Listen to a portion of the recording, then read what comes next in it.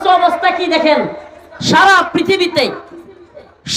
পৃথিবীতে একটা ছবি নেই, একটা ভাস্কর্য নেই, একটা মূর্তি নেই, টাকার মধ্যে নাই, বইয়ের মধ্যে নাই, গোটা পৃথিবীর কোন জায়গায় একটা ভাস্কর্যের দরকার পড়ে নাই, ছবির দরকার পড়ে নাই।